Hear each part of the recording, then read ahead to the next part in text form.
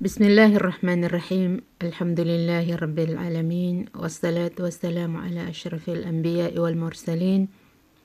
Nabiyyina wa habibina Muhammad wa ala alihi wa sahbihi ajma'in. Wa man tabi'ahum bi ihsanin ila yaumiddin. Wa ba'du. Assalamualaikum warahmatullahi wabarakatuh. Magandang hapon po sa mga kapatid naming nakikinig dito sa Saudi Arabia. At magandang gabi po sa mga kapatid naming nakikinig dyan sa Pilipinas. Dalangin ko kay Allah na ipagkaloob niya sa inyo ang anumang mga mabubuti dito sa mundo at mga mabubuti sa kabilang buhay. At dalangin ko rin sa Kanya na pagpalain niya sa inyo ang anumang natututunan niyo dito. Mabaon niyo sa inyong paglalakbay dito sa daigdig at maanin niyo ang Kanyang gantimpala sa pagdating natin sa kabilang buhay. Tuloy po kayo ulit sa ating weekly madras every Friday na ang tinatalakay natin ngayon ay ang mga pagsamba ng puso na lagi nating tandaan na ito ang pinakadakilang mga pagsamba. Higit pa sa mga pagsamba ng ating mga physical. Natapos po natin ang mga ori ng pangarap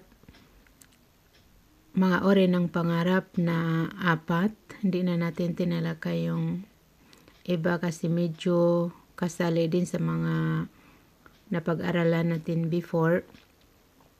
Yun ang pangarapin mo na makita mo ang pagmumukha ng Allah subhanahu wa ta'ala sa kabilang buhay at pangarapin mo na matuwa ang Allah sa iyo dahil yun ang mas malaki pa sa paraiso at pangarapin mo na marinig mo ang boses ng Allah subhanahu wa ta'ala sa kabilang buhay. So, kung hindi ako nagkakamali ay natalakay natin yan before sa mga ibang topic kaya hindi na natin pinahaba ang talakayan natin doon. Ang importante ay kabilang yan sa mga malalaking pangarap na itinuturo sa atin ng relihiyon nating Islam. Ngayon po ay ang pag-aaralan natin sa abot ng itatawfik ng Allah sa atin ay ang aqsamun nasi fir raja, ang pagkakaiba-iba ng mga tao sa pangarap. So, ang mga tao, mga kapatid sa Islam ay hindi magkakaparehas ang kanilang pangarap. May mga tao na tama ang kanilang pangarap, mayroon namang hanggang lang sa salita, mayroon naman pangarap na walang kabuluhan, mayroon namang pangarap na kalokohan. So, ito po ang pag-aaralan natin ngayon. Una ay ang tamang pangarap. Dalangin natin kay Allah na dito tayo kabilang na tamang ating pangarap. Ang pangarap na ito, mga kapatid sa Islam, ay ang pangarapin natin ang mabuti na galing kay Allah subhanahu wa ta'ala at umasa tayo na ibibigay niya sa atin ang Kanyang awa. Sa pangarap na ito ay kasabay niya ang anumang kaya nating pagsunod. Lahat ng kaya natin ay ginagawa natin upang sundin at upang sumunod sa mga utos ng Allah na bilang pagsamba sa Kanya. Sinabi ng Allah sa banal na Quran, Surah Al-Baqarah, verse 218, Innal ladhina amanu wal ladhina hajaru wa jahadu fi sabilillah ulaika yarjuna rahmatallah wallahu ghafurur rahim. Ang verse na ito, mga kapatid sa Islam, ay ikinukwento ng Allah sa atin ang mga sinaunang mananampalataya sa Kanya ng mga taga-Makkah. Alam natin na nagsimula ang Islam sa iisang tao na yun ang kaniyang sugo na si Muhammad, peace be upon him. At unti-unti dumami ang Islam dahil yung mga taong mabubuti ang kanilang mga kalooban ay tumanggap sa katotohanan at naging Muslim. Yung mga sinaunang Muslim sa oras na sila ay mahina pa dahil hindi sila marami ay pinahirapan sila ng kanilang mga pamilya sa Makkah. Malupit ang sinapit ng kanilang buhay, mga kapatid sa Islam, kasi pinapaalis sila sa Makkah, kinukuha ng puwersa ang kanilang mga kayamanan, sinasaktan sila, kung ano-ano ang ginagawa ng mga pamilya nila, lalo na yung mga mahihina sa kanila. So, ang mga nag-Muslim naniwala sa sugo ng Allah na si Muhammad, peace be upon him, ay ang kanilang ginawa ay pinahintulutan sila ng Allah na umalis, tumransfer sa Madina. So tumransfer sila sa Madina para hindi sila kahalubilo ng kanilang mga kamag-anak na hindi Muslim, para hindi sila pahirapan. So ito kinukwento ng Allah sa atin na pinupuri niya sila, sinabi niya na sa katotohanan ang mga yaon, silang mga naniwala. Ang tinutukoy dito ay ang mga unang naniwala sa Islam sa panahon ni Propeta Muhammad, peace be upon him, at kasali na tayo dito kung sakali mangyari ito sa atin at magawa natin. Sa katotohanan silang mga naniwala at silang nagtransfer mula sa Makkah patungong Madina. Alam po natin ang layo ng Makkah sa Madina. Noong nagtransfer si Propeta Muhammad, peace be upon him, mula sa Makkah patungong Madina, ay kumuha ng 8 araw. Nagstay siya sa kuweba ng 3 araw. Bali, sa normal na tuloy-tuloy ay 5 araw. Sa sinaunang panahon ay wala pong mga sasakyan. Ang sasakyan lang ay kabayo. Tapos alam natin kung gaano kainit pag tag-init. At alam natin kung gaano kalamig pag taglamig. So, ganun pa man ay sinasakripisyo ng mga Muslim na tumransfer sa Madina upang maisabuhay nila ang kanilang pananampalataya sa Islam. Pagdating nila sa Madina, yun ang kinukwento ng Allah sa atin, ang kanilang mga intensyon, kung ano ang napapaloob sa kanilang mga puso at sa kanilang mga isip, dahil ang Allah ay nakikita niya kung ano ang nasa mga isipan natin habang ginagawa natin ang anumang ginagawa natin. So, yung mga taong yan, sabi ng Allah na nagtransfer, wajahadu fi sabilillah, at nakipag-jihad sila sa landas ng Allah. Ang jihad ay ang pagsasakripisyo sa landas ng Allah subhanahu wa ta'ala. Marami po ang kulay ng pagsasakripisyo sa landas ng Allah. Kung oras ng bakbakan, kalaban ang mga kalaban ng Allah at ng Islam, ay gagamitin natin, isasakripisyo natin ang ating mga buhay at ang ating mga kayamanan tulad ng ginawa ng mga sahaba radhiyallahu anhum. Kung ang kailangan naman ng Islam ay salita, ay isasakripisyo natin, nasasabihin natin ang katotohanan. Kung ang kailangan ng Islam ay lakas, ay isasakripisyo natin ang kaya nating lakas. Depende po sa kailangan ng Islam sa lugar na kung saan tayo naroroon. So kung isasakripisyo natin yan, kahit na mahirap sa atin, ay kabilang tayo sa mga nakipag-jihad o nagsakripisyo sa landas ng Allah subhanahu wa ta'ala. So, pinuri sila ng Allah at sinabi niya kung ano ang nasa kanilang mga puso. Sinabi niya na ulaika yarjuna rahmatullah. Ang mga taong yon ay pangarap nila ang awa ng Allah. Pangarap nila ang awa ng Allah. So tingnan nyo, ang sakripisyong binigay nila. Iniwanan nila ang kanilang mga tahanan, ang kanilang mga kayamanan, at lumipat sila sa lugar na wala silang kamag-anak, wala silang puhunan, wala silang maalam na matutuluyan nila na lugar.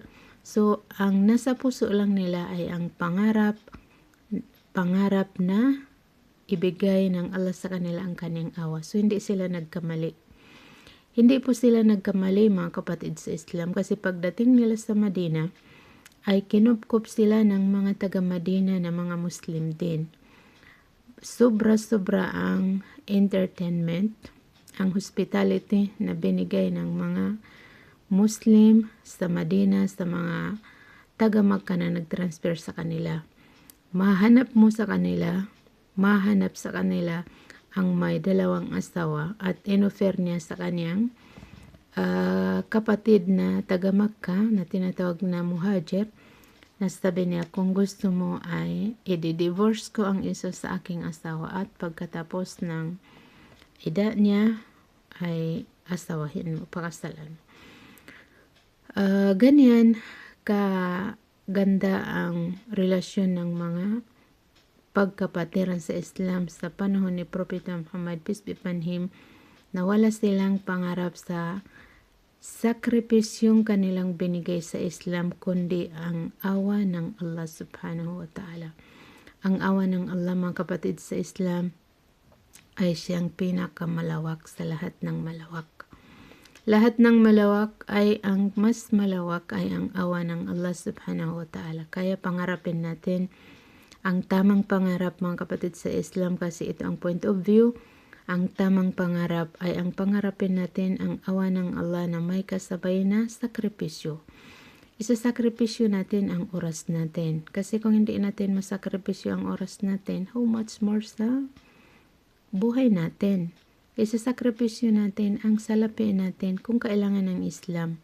Kung hindi natin kayang isakripisyo ang ating salapi, how much more sa buhay natin? So, talagang makikita po natin na malayo ang agwat natin sa pananampalataya ng mga sinaunang panahon.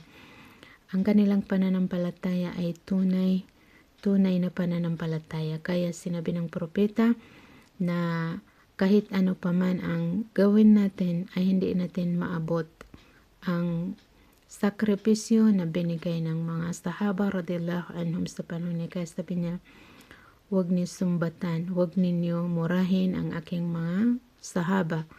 Dahil kahit na gumastos pa kayo ng kahalintulad ng bundok na ginto, ay hindi niya mapapantayan ang maliit na ginastos ng aking mga sahaba. Dahil sa malaking sakripisyo ang binigay nila. So, tayo mga kapatid sa Islam ay kahit na isinasabuhay natin ang Islam ngayon ay napakaliit na sakripisyo. Alam natin yan, maliit na sakripisyo. Kung ang pag-usapan ay sa pag-aaral ay ilang minuto lang ang ginagamit natin upang pag-aralan ng Islam. Sa paggagastos ay ilan lang ba ang naisusuporta natin sa Islam? Sa pagsasalita, ilan din ba ang nasasabi nating kabutihan bilang suporta sa Islam? Kaya pangarapin natin na mapasa atin ang awa ng Allah subhanahu wa ta'ala, dahil ang awa ay pagbinigay ng Allah sa tao ay magkakaroon ng lakas na loob, magkakaroon ng lakas na kaalaman, magkakaroon ng lakas na pananalita, magkakaroon ng lakas ng material upang isuporta sa relihiyon ng Allah subhanahu wa ta'ala. Tulad ng mga sahaba radhiyallahu anhum na pagdating nila sa Madina ay ang bilis nila yumaman. Ang bilis nila nagkaroon ng kayamanan, pinalitan ng Allah sa kanila ang iniwanan nila sa Makkah para sa landas ng Allah subhanahu wa ta'ala. Sa simula lang sila nahirapan. So lahat ng nagsasakripisyo sa landas ng Allah ay sa simula lang nahihirapan. So hindi siya pababayaan ng Allah subhanahu wa ta'ala, dahil sa end of the verse na ito ay inintroduce ng Allah ang kanyang sarili na sinabi niya na Wallahu Ghafurur Rahim. At ang Allah ay lubos na mapagpatawad at lubos na maawain. Dahil ang mga taong to ay ang pangarap nila sa kanilang sakripisyong ginagawa tungkol sa Islam ay ang awa ng Allah ay sinabi ng Allah na siya ay lubos na maawain. Siya ay lubos na mapagpatawad. Yung mga kasalanan nila noong hindi pa sila naging Muslim ay pinatawad ng Allah sa kanila, at ang awa na pinangangarap nila ay ibibigay ng Allah sa kanila dahil ang Allah ay lubos na maawain. Sabi ng Allah, wa rahmati wasi'at kulla shay. Ang aking awa, sabi ng Allah, ay mas malawak kaysa lahat ng bagay. Lahat ng bagay ay mas malawak ang Allah subhanahu wa ta'ala. Wala kang mahanap na nilalang na hindi niya kasama ang awa ng Allah. Unang awa niya ay ang buhay natin, ang pahanap buhay natin, ang pangkabuhayan natin, Muslim man o hindi, ay may tinatamasang awa o biyaya na galing kay Allah subhanahu wa ta'ala. Pero sa ibang verse na sinasabi ng Allah ay Sinabi niyang warahmati wasi'at kulla shay fasaktubuha lilladhina yattaqun wa yu'tuna az-zakah walladhina hum biayatina yu'minun. Pagkatapos niya i-introduce ang lawak ng kanyang awa ay sinabi niya kung saan niya ibibigay. Ang ibibigay niyang awa sa mga specific na babanggitin niya dito, 3 klaseng tao na babanggitin niya. Una ay ang mga muttaqun. Fasaktubuha lilladhina yattaqun, siguradong ipagkakaloob ko, sabi ng Allah, sa mga taong matakutin. So, unang bibigyan ng Allah ng awa ay ang mga taong matakutin. Pangalawa ay ang mga taong naggagastos sa landas ng Allah. Ibinibigay niya ang obligadong kawanggawa, yung kanilang zakah. Kasi kung hindi ka makapagbigay ng obligadong kawanggawa, ay how much more sa voluntaring kawanggawa. Pangatlong tao na sinigurado ng Allah na ipagkakaloob niya sa kanila ang kanyang awa ay ang mga taong pinaniniwalaan nila ang mga tanda ng Allah. Ano po ang mga tanda ng Allah? Ang mga tanda ng Allah ay 2. Una ay ang mga nakikita nating tanda, ang pagkalikha ng Allah sa langit at lupa. Mga sign ito, mga kapatid sa Islam, na may Allah. Dahil hindi pwede na may nilikha na walang naglikha. Hindi pwede na may design na walang nagdesign. Ang nagdesign dito ay ang naglikha, diba? Sa mga tanda yan, mga sign na may Allah. May Allah na nagmamay-ari sa lahat ng nakikita natin. Lahat ng universe. So yun ay tinatawag na aya, mga sign. Pangalawang mga sign ay ang mga salita ng Allah sa banal na Quran.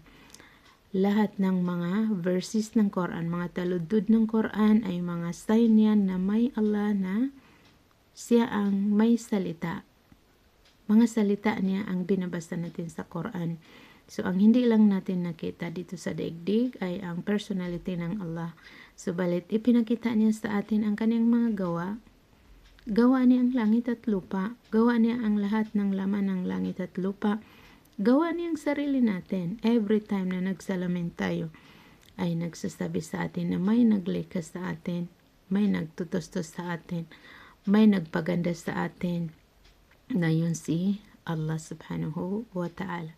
So pag binasa naman natin ang Quran ay nakikitaan natin, nauunawaan natin, nababasa natin ang sinasabi ng Allah sa atin, na yun ay sign na talagang may Allah, may Diyos, na dapat nating sundin ang kaniyang mga utos, dahil hindi niya tayong nilikhang biro. Nilikha niya tayo dahil mayroon siyang ipapagawa sa atin. So sa palagay mo, nagawa mo ba ang ipapagawa ng Allah sa iyo, na yun ang dahilan kung bakit kanya nilikha? So kung ang sagot ay nagawa mo, ay mapalad kang tao. Kung ang sagot ay hindi mo nagawa, hindi mo nagampanan ang tungkulin mo sa kanya, ang dahilan ng paglikha niya sa iyo ay magsikap ka, dahil hindi pa huli ang lahat. So, yun po mga kapatid sa Islam, ang pagkakalooban ng Allah ng special na awa. Hindi yung awa na pangkalahatan, na yun ang pangkabuhayan, dahil ang awa na pangkabuhayan ay general yan, na lahat ng nilalang ay may awa ang Allah sa kanila. Tinatamasa nila ang awa ng Allah. Yun ang awang pangkabuhayan. Pero ang tinutukoy dito na ang bibigyan lang niya ay ang 3 nabanggit, ay ang awa na pangrelihiyon. Awa na pangrelihiyon. Bibigyan ka niya ng lakas na kaalaman, bibigyan ka niya ng lakas na paniniwala, bibigyan ka niya ng lakas na loob. Yung pang-spiritual na awa. Pang-spiritual na awa, yun lang ang bibigyan ng Allah. Ayon sa verse na binasa natin, fasaktubuha lilladhina yattaqun walladhina yu'tuna az-zakata walladhina hum biayatina yu'minun. Siguradong ipagkakaloob ko, sabi ng Allah, ang aking awa. At sabi natin kung anong tinutukoy doon kanino, sa mga taong matakutin, at sa mga taong nagbibigay ng obligadong kawanggawa, at sa mga taong pinaniniwalaan nila ang aming mga tanda. So yun po ang unang klaseng pangarap na napapalooban sa mga tao na yun ang tamang pangarap, na yun din ang pangarap ng mga propeta at pangarap ng mga taong tiyak ang kanilang paniniwala, yun din ang pangarap ng mga mananampalataya na may kasabay na pangarap nila ang awa ng Allah na may kasabay na malawak na pagsunod at malakas na pagsasamba kay Allah subhanahu wa ta'ala.